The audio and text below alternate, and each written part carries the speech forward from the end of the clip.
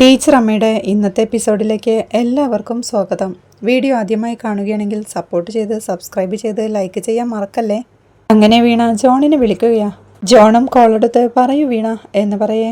ഒരു കാര്യം പറയാനാ ഞാൻ വിളിച്ചത്. ജോണേട്ടൻ ഇനി എനിക്ക് വേണ്ടി കാത്തിരിക്കണ്ട എന്ന് വീണ പറയുന്നതുകൾക്ക് ഒരു ഞെട്ടലോടെ അതെന്താ എന്ന് ജോണും. അതെന്താന്ന് എന്നോട് ചോദിക്കരുതെന്ന് വീണ പറയേ. എന്നാലും എനിക്കതറിയണ്ടേ എന്ന് ജോണും. കൂടുതലൊന്നും എന്നോട് ചോദിക്കരുത്, അതാ രണ്ടുപേർക്കും നല്ലതെന്ന് കരച്ചിലോടെ വീണയും. വീണയ്ക്ക് അതാണ് നല്ലതെങ്കിൽ ഓക്കെ, അങ്ങനെ പറയേ. അല്ലാതെ രണ്ടാളുടെയും നല്ലതൊന്നും നോക്കണ്ട. എന്റെ നല്ലത് എന്താണെന്ന് എനിക്ക് നല്ല ബോധ്യമുണ്ടെന്ന് ജോൺ പറയേ. ഞാൻ അതിനാണ് പ്രാധാന്യം കൊടുക്കുന്നതെന്ന് വീണയും. വേണ്ടെന്ന് വെച്ചിട്ട് നല്ലതിനാണെന്ന് പറഞ്ഞാൽ മതിയല്ലോ, നല്ല കാര്യം തന്നെയെന്ന് ദേഷ്യത്തോടെ ജോണും. ജോണേട്ടന്റെ നല്ലതിനെ കുറിച്ച് ഞാൻ കൺസേൺഡ് ആണെന്ന് വീണ സങ്കടത്തോടെ പറയേ. അത്ര വലിയ ത്യാഗമൊന്നും എനിക്കായിട്ട് ആരും ചെയ്യണ്ട, അതെനിക്ക് കേൾക്കാൻ വേണ്ട എന്ന് ജോണും. വീണയും കരച്ചിലോടെ ജോണേട്ടൻ എന്നോട് ദേഷ്യം തോന്നിയാലും വേണ്ടില്ല, എനിക്ക് വേണ്ടി നീ കാത്തിരിക്കേണ്ടെന്ന് അവളും. അതൊരു തവണ പറഞ്ഞല്ലോ, ഞാൻ കേട്ടു. എങ്കിൽ ശരി, എനിക്കൊരു തീരുമാനത്തിലേക്ക് പോവേണ്ടി വരും. അമ്മ പറഞ്ഞ തീരുമാനത്തിലേക്ക് ഞാനും പോവുമെന്ന് ദേഷ്യത്തോടെ ജോണും തീർത്തു പറയുകയാ. അത് നല്ലതെന്ന് സങ്കടത്തോടെ കരഞ്ഞ് വീണ പറയെ ജോണും കോൾ വെക്കുകയാ. ജോണും സങ്കടവും ദേഷ്യവും സഹിക്കാൻ കഴിയാതെ അസ്വസ്ഥതയോടെ അവിടെ തന്നെ നിൽപ്പാ. അവിടെ റൂമിൽ ബെഡ്ഷീറ്റെല്ലാം വിരിച്ച് റെഡിയാക്കുകയാണ് ടീച്ചറമ്മ. വീണ സങ്കടത്തോടെ അങ്ങോട്ട് എത്തുമ്പോഴേക്കും എന്തു പറ്റി കുഞ്ഞി എന്ന് അമ്മയും. ഞാൻ ജോണേട്ടനെ വിളിച്ച് എനിക്കായി ഇനി കാത്തിരിക്കേണ്ടെന്ന് പറഞ്ഞു എന്നവൾ പറയുന്നത് കേൾക്കെ അതങ്ങനെ തീരുമാനിച്ചു എന്ന് അമ്മയും. അമ്മ പറഞ്ഞതുപോലെ ഞാൻ ആരുടെയും ജീവിതത്തിൽ കുറുകെ നിൽക്കാൻ ആഗ്രഹിക്കുന്നില്ല എന്നവൾ കരച്ചിലോടെ പറയേ. അപ്പോ സന്തോഷിന്റെ ഡിവോഴ്സിന്റെ കാര്യം ഒപ്പ് ചെയ്യാൻ തീരുമാനിച്ചോ എന്ന് അമ്മയും. വീണയും സങ്കടത്തോടെ കരഞ്ഞ് കുറ്റക്കാരോട് ചോദിക്കുന്ന പോലെ ഇങ്ങനെ ചോദിക്കില്ലേ അമ്മ എന്ന് പറയേ. മോളെ, ഞാൻ അങ്ങനെയൊന്നും ഉദ്ദേശിച്ചല്ല, അറിയാൻ വേണ്ടി ചോദിച്ചതായെന്ന് അമ്മയും. ഇങ്ങനെയൊക്കെ ചോദിച്ചാ എനിക്ക് ഉത്തരം പറയാൻ അറിയില്ല അമ്മ എന്ന് പറഞ്ഞവൾ പൊട്ടിക്കരയെ. നീ കരയാതെ മോളെ, നീ ആകെ കുഴഞ്ഞിരിക്കുകയെന്ന് അമ്മയും. എനിക്ക് വേണ്ടി ഇനി കാത്തിരിക്കേണ്ടെന്ന് പറഞ്ഞപ്പോ ജോണേട്ടന്റെ തീരുമാനത്തിലേക്ക് പോവേണ്ടി വരുമെന്ന് പറഞ്ഞു. മേരിക്കുട്ടി ടീച്ചർ പറഞ്ഞ തീരുമാനത്തിലേക്ക് തന്നെ ജോണേട്ടൻ പോവാന്നും പറഞ്ഞു എന്ന് പറഞ്ഞവൾ കരയെ. അമ്മയും നീ വിഷമിക്കാതിരിക്കെ, എല്ലാ കാര്യത്തിലും ഒരു തീരുമാനം ഉണ്ടാവണമല്ലോ, പോട്ടെ എന്ന് പറഞ്ഞ് അവളെ ആശ്വസിപ്പിക്കുകയാ. പിന്നീട് അവൾ സങ്കടത്തോടെ തന്റെ റൂമിലെത്തി അലമാര തുറന്ന് സന്തോഷം എഴുതിയ ആ പുസ്തകം എടുത്ത് കൃഷ്ണചന്ദ്രൻ സാറിന്റെ അരികിലേക്ക് എത്തുകയാ. ലിവിംഗ് റൂമിലിരുന്ന് ബുക്ക് വായിക്കുകയായിരുന്നു കൃഷ്ണചന്ദ്രൻ സാറും. ടെൻഷനോടെ അങ്ങോട്ടെത്തി തലകുനിച്ചിരിക്കുമ്പോഴേക്കും എന്തു പറ്റി വീണ, ആകെ ഡള്ളായിരിക്കുന്നു എന്ന് ചോദിക്കേ. ഞാൻ ജോണേട്ടനെ വിളിച്ച് എനിക്ക് വേണ്ടി കാത്തിരിക്കണ്ടെന്ന് പറഞ്ഞു എന്നവൾ സങ്കടത്തോടെ പറയേ. അത് ഉള്ളുപൊള്ളി പറഞ്ഞതാണെന്ന് എനിക്കറിയാം എന്ന് സാറും. എല്ലാരും ജോണേട്ടന്റെ വഴിക്ക് കുറുകെ കയറി ഞാൻ നിൽക്കുന്നു എന്ന് പറഞ്ഞു. എനിക്ക് വിഷമമായി സാർ, ഞാൻ ആരുടെയും വഴിമുടക്കി ആവില്ല സാർ, അങ്ങനെയൊരു സ്വാർത്ഥതയും എനിക്കില്ല, എല്ലാ നഷ്ടവും ഞാൻ എടുത്തോളാം. എന്റേത് അങ്ങനൊരു ജന്മാന്ന് എനിക്ക് മനസ്സിലായി. എനിക്ക് വിഷമമൊന്നുമില്ലെന്ന് പറഞ്ഞാൽ സത്യമായിട്ടും കളവാവും സാർ, പക്ഷെ എന്നെ ആരും മനസ്സിലാക്കുന്നില്ല സാർ, എല്ലാരും കാര്യമറിയാതെ എന്നെ ആക്ഷേപിക്കുകയാ എന്നവൾ കണ്ണീരോടെ പറയേ. വിഷമിക്കല്ലേ വീണ, എനിക്ക് നിന്നെ മനസ്സിലാവുന്നുണ്ട്. നീ കുഞ്ഞുപ്രായത്തിൽ അനുഭവിക്കേണ്ടി വന്ന വിഷമങ്ങൾ വളരെ വലുതാണ്. മൂല്യമുള്ളത് എന്തും താങ്ങാൻ നിന്നെ ശക്തിയാക്കുകയാണ്. ഇരുട്ടിലേക്കല്ല നീ പോകുന്നത്, ധൈര്യമായിട്ടിരിക്കെ എന്ന് സാറും ആശ്വസിപ്പിക്കുകയാ. ജോണേട്ടൻ എന്നോടങ്ങനെ പറഞ്ഞപ്പോ എനിക്ക് വിഷമായി എന്ന് ഞാൻ സാറിനോട് മാത്രമേ പറഞ്ഞിട്ടുള്ളൂ, അമ്മയോട് പോലും പറഞ്ഞിട്ടില്ലെന്ന് വീണയും. വഴികളൊക്കെ തെളിഞ്ഞു കിട്ടും വീണ എന്ന് സാർ ആശ്വസിപ്പിക്കെ. എനിക്കും ഇപ്പോ അങ്ങനെ തോന്നുക എന്ന് പറഞ്ഞവൾ സന്തോഷിന്റെ ആ പുസ്തകം സാറിന് നേരെ നീട്ടെ. എന്താ അതെന്ന് സാറും. സന്തോഷേട്ടൻ എഴുതിയൊരു പുസ്തകമാ, തൽക്കാലം പൊട്ടിക്കരുതെന്ന് പറഞ്ഞതാ, പക്ഷേ എനിക്കത് പൊട്ടിക്കാൻ തോന്നി, പൊട്ടിച്ചു വായിച്ചു. അന്നേരം സാറിന് ഇത് വായിക്കാൻ തരണമെന്ന് തോന്നി എന്നവൾ പറയുന്നത് കേൾക്കെ സാറും അത് തുറന്നു നോക്കിക്കൊണ്ട് മാന്ത്രിക തൂവാല കൊള്ളാലോ, സന്തോഷ് ചിറയൂര്, ഞാൻ വായിച്ചോളാം, നമുക്കറിയാവുന്ന എഴുത്തുകാരനാണല്ലോ, അപ്പൊ വായിക്കണമല്ലോ എന്ന് സാറ് പറയേ. സാറ് വായിക്കൂ, വായിച്ചിട്ട് നമുക്ക് സംസാരിക്കാമെന്ന് വീണയും. ആയിക്കോട്ടെ എന്ന് സാറ് പറയുമ്പോഴേക്കും വീണ അവിടുന്ന് എഴുന്നേറ്റ് ചെന്ന് സിറ്റ് ഔട്ടിലേക്ക് ഇരിപ്പാ. അപ്പോഴേക്കും സാറും സന്തോഷിന്റെ പുസ്തകം വായിക്കാൻ തുടങ്ങിയിരുന്നു. ആ സമയത്ത് സരസ്വതി മേരിക്കുട്ടി ടീച്ചറെ വിളിക്കുകയാ.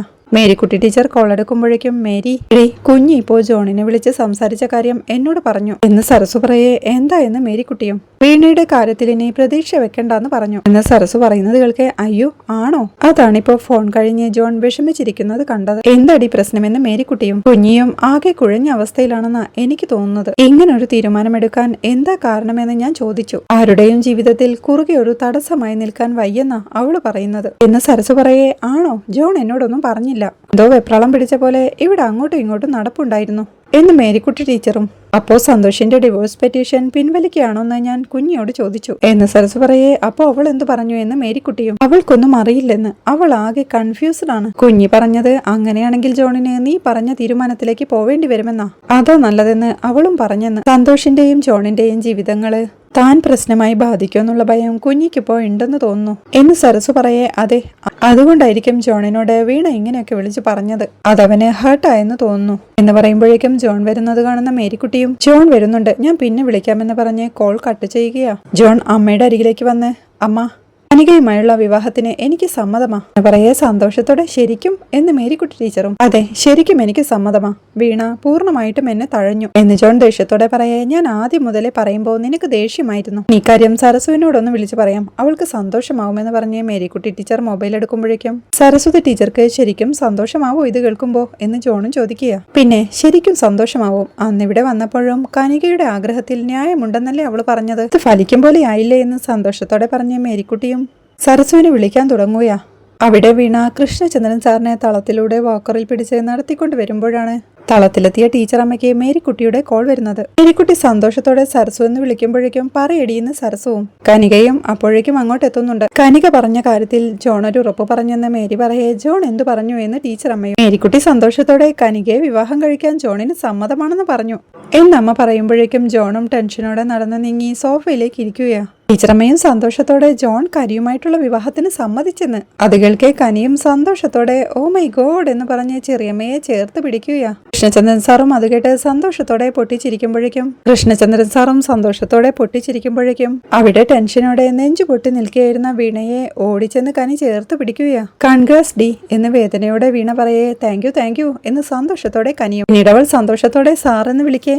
സാറും ഷെയ്ക്ക് ഹാൻഡ് നൽകി congratulations Kanika, wish you A beautiful life with loads of love and loads of happiness എന്ന് സാറും വിഷ് ചെയ്യുക. കനിയും സന്തോഷത്തോടെ thank you for your blessing sir എന്ന് പറയേ. യു ആർ വെൽക്കം എന്ന് സാറും. മേരിക്കുട്ടി ടീച്ചറും അവരുടെ സന്തോഷ പ്രകടനമെല്ലാം മൊബൈലിലൂടെ കേട്ടുകൊണ്ടിരിക്കുക. ടീച്ചറമ്മ പെട്ടെന്ന് തന്നെ ഹലോ മേരി എന്ന് വിളിക്കേ. അതെ, വിവാഹത്തിന്റെ കാര്യങ്ങൾ നമുക്ക് ഉടനെ തീരുമാനിക്കണമെന്ന് മേരിക്കുട്ടിയും. ആവേശത്തോടെ എത്രയും വേഗം നമുക്ക് നേരിൽ കാണാൻ നോക്കാം മേരി എന്ന് ടീച്ചറമ്മയും. നീ എന്നാ ഇനി നാട്ടിലേക്കെന്ന് നോക്കി പറയേ, അതനുസരിച്ച് നമുക്ക് പ്ലാൻ ചെയ്യാം എന്ന് ടീച്ചറമ്മ പറയുമ്പോഴേക്കും കനി ഓടിച്ചെന്ന് സന്തോഷത്തോടെ ചെറിയമ്മയെ ചേർത്ത് പിടിച്ചൊരു ഉമ്മ കൊടുക്കുകയാ. ടീച്ചറമ്മയും സന്തോഷത്തോടെ മേരി കനിയുടെ സ്നേഹപ്രകടനമായി കേൾക്കുന്നേ എന്ന് പറയേ. ആണോ, ഞാൻ നീ പറഞ്ഞതുപോലെ വൈകാതെ അങ്ങോട്ട് ഇറങ്ങാൻ നോക്കാം. ഞങ്ങളുടെ രണ്ടാളുടെയും കൂടി ലീവ് നോക്കണമല്ലോ. എന്നിട്ട് നമുക്ക് ഇരുന്ന് സംസാരിച്ച് കാര്യങ്ങളെക്കുറിച്ച് ഒരു തീരുമാനത്തിലെത്താം എന്ന് മേരി പറയേ. ശരിയടി, ഓക്കെ, ഞാൻ വിളിക്കാമെന്ന് ടീച്ചറമ്മയും. എടി, ഞാൻ ഇറങ്ങുന്ന ദിവസേ കൺഫേം ആക്കിയിട്ട് പറയാമെന്ന് മേരിക്കുട്ടി പറയേ. ശരിയെന്ന് പറഞ്ഞ് ടീച്ചറമ്മയും കോൾ വെക്കുകയാണ്. ചെറിയമ്മ കനിയോടായി സന്തോഷായോ എന്ന് ചോദിക്കേ. അവളും സന്തോഷത്തോടെ എന്ന് പറഞ്ഞ് ചെറിയമ്മയെ വീണ്ടും ചേർത്ത് പിടിക്കുകയാ. അത് കാണേ വീണയും ടെൻഷനോടെ മുഖത്തൊരു ചിരിയൊക്കെ വരുത്തിക്കൊണ്ട് നിൽപ്പാ. കോൾ വെച്ചു കഴിഞ്ഞ് മേരിക്കുട്ടി ടീച്ചർ നോക്കുമ്പോഴേക്കും സോഫയിൽ അസ്വസ്ഥതയോടെയും ടെൻഷനോടെയും ഇരിക്കുന്ന ജോണിനെയാണ് കാണുന്നത്. പിന്നീട് വീണ തന്റെ റൂമിൽ ടെൻഷനോടെ അങ്ങോട്ടും ഇങ്ങോട്ടും നടക്കുകയാ.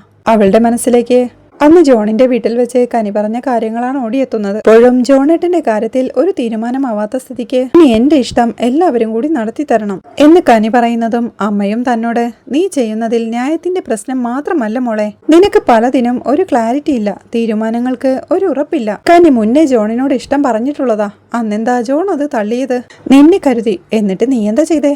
ആ സന്തോഷിന്റെ പുറകെ പോയി എന്നമ്മ കുറ്റപ്പെടുത്തിയതോർക്കെ വീണയും സങ്കടത്തോടെ ബെഡിലിരുന്ന് കരയുകയാ.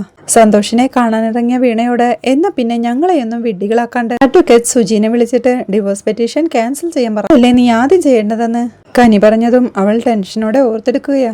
എന്നമ്മ സന്തോഷത്തോടെ ജോൺ കനിയുമായിട്ടുള്ള വിവാഹത്തിന് സമ്മതിച്ചെന്ന് പറയേ. കനി അമ്മയെ സന്തോഷത്തോടെ ചേർത്ത് പിടിച്ചതോർക്കെ അവളും ആ ബെഡിലേക്ക് കിടന്ന് സങ്കടം സഹിക്കാനാവാതെ കരയുകയാ. രാവിലെ വീണ കൃഷ്ണചന്ദ്രൻ സാറിന്റെ റൂമിലേക്ക് എത്തുമ്പോഴേക്കും സാറും ബെഡിലിരുന്ന് സന്തോഷിന്റെ ആ പുസ്തകം വായിച്ചുകൊണ്ടിരിക്കുക. വീണ ഒരു ചെയർ എടുത്തിട്ട് ഇരിക്കുമ്പോഴേക്കും ഞാന് ഇത് എത്ര തവണ വായിച്ചെന്ന് എനിക്ക് തന്നെ അറിയില്ല. ഓരോ വായനയിലും തുറന്നു കിട്ടുന്ന പുതിയ അടരുകൾ ഗംഭീരമെന്നേ പറയാൻ പറ്റൂ. ഒരു അനുഭവക്കുറിപ്പ് എങ്ങനെ ഒട്ടും പേഴ്സണൽ ആവാതിരിക്കുന്നു എന്നതാണ് എന്നെ അത്ഭുതപ്പെടുത്തിയത്. അതൊരു വ്യക്തിയുടെ ശരീരവും ചിന്തകളും രോഗവും ഒക്കെ ഭേദിച്ചുകൊണ്ടുള്ള ഒരു സഞ്ചാരമുണ്ട്. He is an excellent writer. അയാൾക്ക് ഭ്രാന്ത് വന്നില്ലെങ്കിലേ അത്ഭുതമുള്ളൂ. ഭ്രാന്തും പ്രണയവും സമമായി വാക്കിനാൽ തൂക്കിയ ഒരു പുസ്തകമാണിത്. മാന്ത്രിക തൂവാല അത് അയാൾക്കൊരു മെറ്റഫറാണ്.